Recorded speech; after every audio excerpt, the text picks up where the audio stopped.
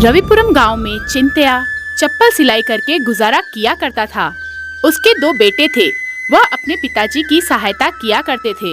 एक दिन चिंतया अपने बेटों से कहता है, क्या रे हरी और गिरी, अभी तक तुम्हारा काम खत्म नहीं हुआ? 12 जोड़ी चप्पल तैयार हो गई है, उन्हें जाकर बेच कर आओ। और हाँ, एक और बात, वैसे ही आते समय घर में लगने वाला सामान लेकर आना।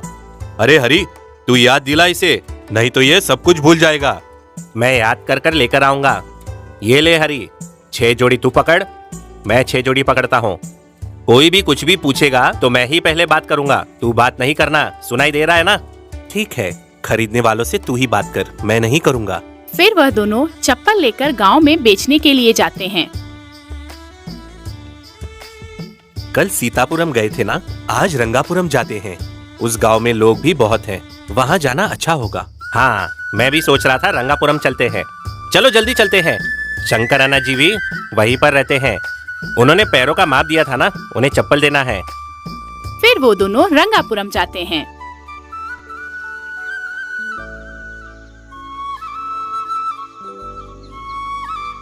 माँ, कांटा घुस गया है, बहुत दर्द हो रहा है, जल्दी से निकालो। देख कर चलना चाहिए था ना बेटा।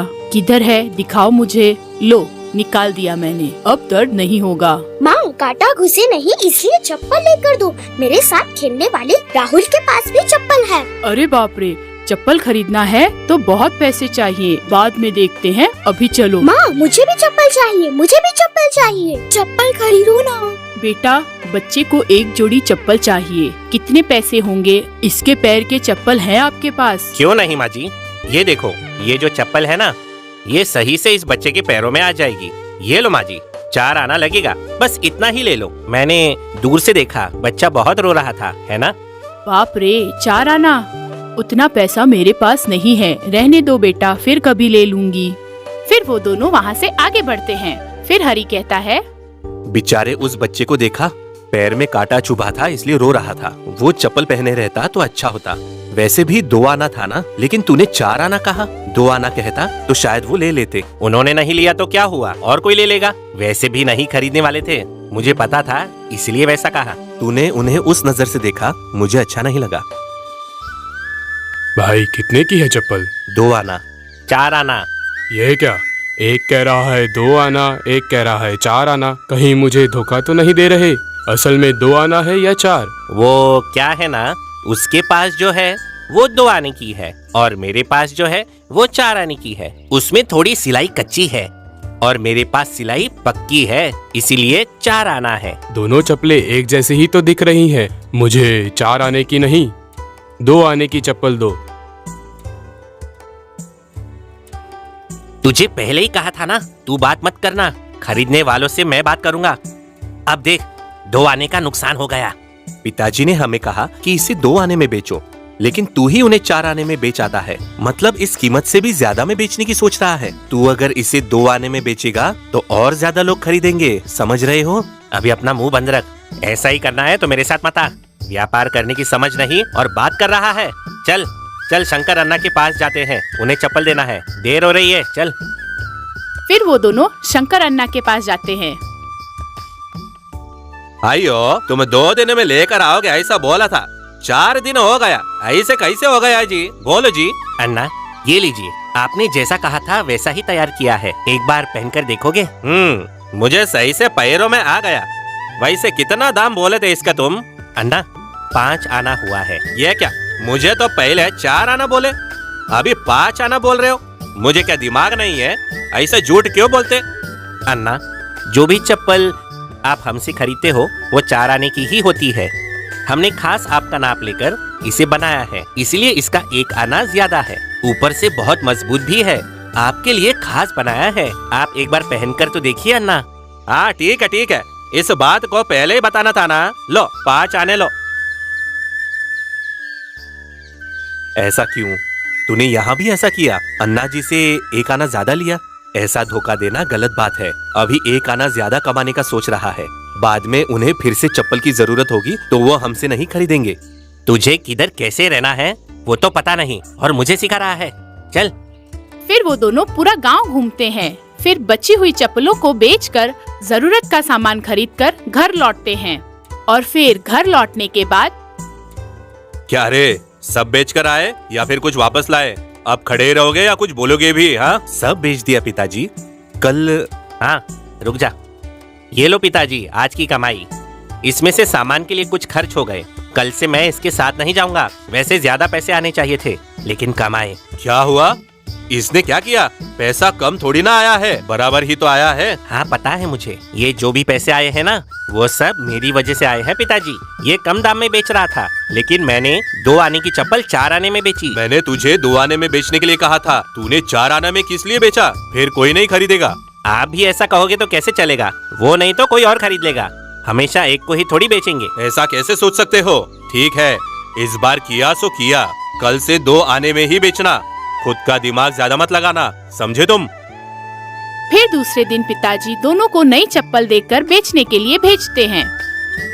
उन्हें लेकर जाते समय गिरी को हरी के साथ जाने की इच्छा नहीं होती।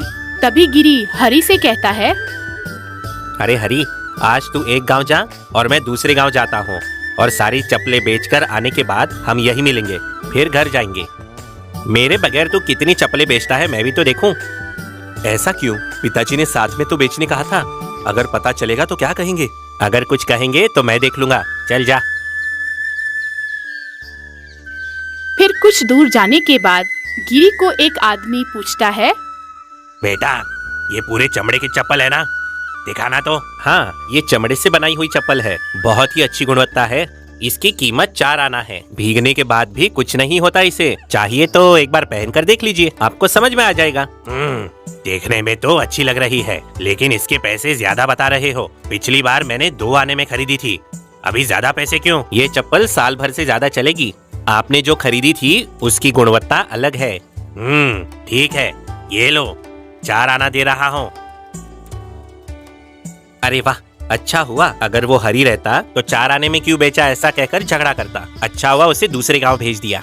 दूसरी तरफ हरी 2 आने में सारी चप्पलें बेच देता है। सिर्फ एक जोड़ी चप्पल रह जाती है।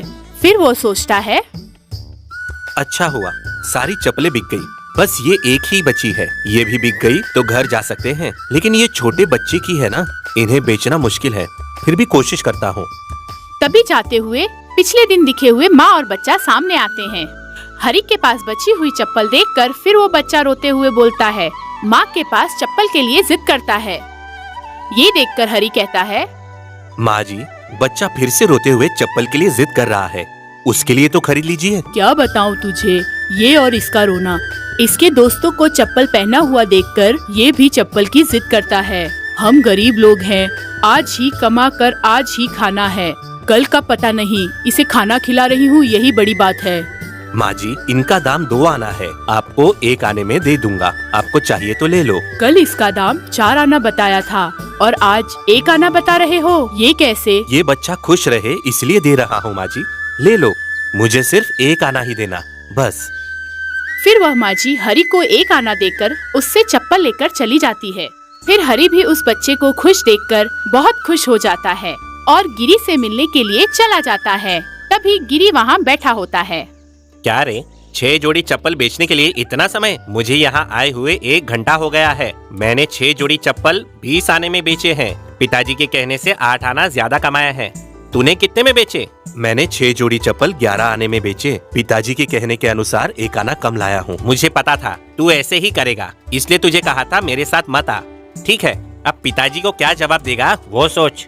फिर वो दोनों घर आने के बाद पिताजी को सारी बात बताते हैं। तब पिताजी कहते हैं, तूने फिर से ज्यादा पैसे में क्यों बेचा गिरी? तुझे मना किया था ना, फिर क्यों किया ऐसा तूने? पिताजी, मुझे व्यापार कैसा करना है पता है। आप जो भी कहो मैं यही करूँगा। हमें पैसा ज्यादा आया है वो देखना चाहिए। मैं पैसे ज्यादा कमा कर आया तो मुझे गले लगाने की बजाय आप मुझे डांट रहे हो। अगर तू ऐसा करेगा तो आगे जाकर तुझे पता चलेगा।